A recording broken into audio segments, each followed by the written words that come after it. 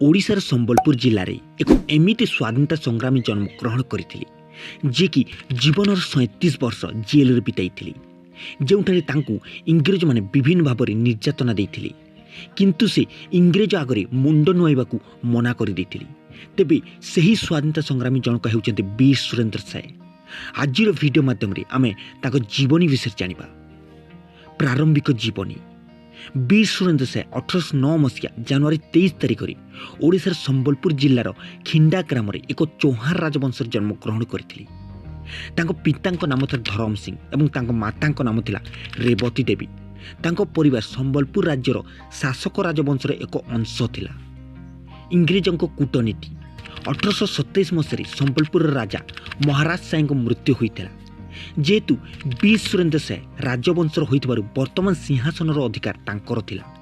किंतु ब्रिटिश माने जानुथिले जे सुरेंद्र साय सेमानको अधीन रहिबे नाही। तेणु इंग्रेज माने राजांको पत्नी मोहन कुमारी को राज्यर प्रशासक करथिले। मोहन कुमारी जड़े अति सरल महिला थिले एवं तांकर शासन विषय कौनसी ज्ञान नथिला। तेणु ब्रिटिश माने तांको इच्छा अनुसार काम कराउथिले। जोंथिपई ब्रिटिश मानकर एही चतुरता हेतु सेही राज्यर समस्त जमीदार क्रोधित हेले एवं मिलित भाव में सशस्त्र विद्रोह करने को स्थिर कले। जोंथिपई से माने वीर सुरेंद्र साय को अग्रणी कराइथिले। धीरे धीरे सेमानकर संघर्ष एवं प्रतिरोध बढ़िबाकू लागिला जहाद्वारा ब्रिटिश सरकार विरक्त हेबाकू लागिले।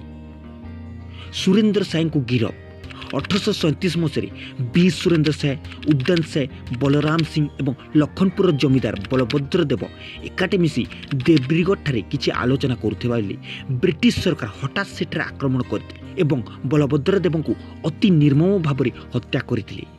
किंतु अवशिष्ट 3 जन सेठारु खसी पळाइबारे सफल होइथिले। एही आक्रमण परे मध्य सेमानक कार्यकलाप जारी रहिला जेउथपई ब्रिटिश माने सेमानकु धरिबा पई किछि गुप्तचरंकु नियोजित करथिले। सही बोली देश विद्रोही को सूचना पर 1840 मसीह वीर सुरेंद्र साय, उद्यन साय एवं बलराम सिंह इंग्रेज मान द्वारा धरा पड़ते एवं एही 3 जन को आजीवन कारादंड रे दंडित कराई हजारीबाग जेल रे रखा जायतिला। किंतु वीर सुरेंद्र साय साथी माने चुप रहिल नहीं एवं 1857 मसीहा जुलाई 30 तारिख में शह शह विप्लवी हजारीबाग जेल उपर आक्रमण करथिले एवं 32 जन साथी सहित सुरेंद्र साय को मध्य छणई नैथिले। यापर वीर सुरेंद्र साय संबलपुर पहुंची पुनर्बार राज्य को ब्रिटिश मान मुक्त कराया पाई एक सशस्त्र संग्राम आरंभ करथिले एवं ब्रिटिश मान को शांति शोइबाकू देई नथिले। सुरेंद्र साय मृत्यु यापर 1864 मसीहा जनवरी 23 तारिख में जितेबले सुरेंद्र साय तांको परिवार सहित शोइथिले सेतेबेले ब्रिटिश पुलिस तांको आक्रमण करी गिरफ करथिला एवं नागपुर असीरगढ़ जेल रे रखिथिला जेउठारे तांको इंग्रेज माने विभिन्न भाव में शारीरिक तथा मानसिक निर्यातना देथिले।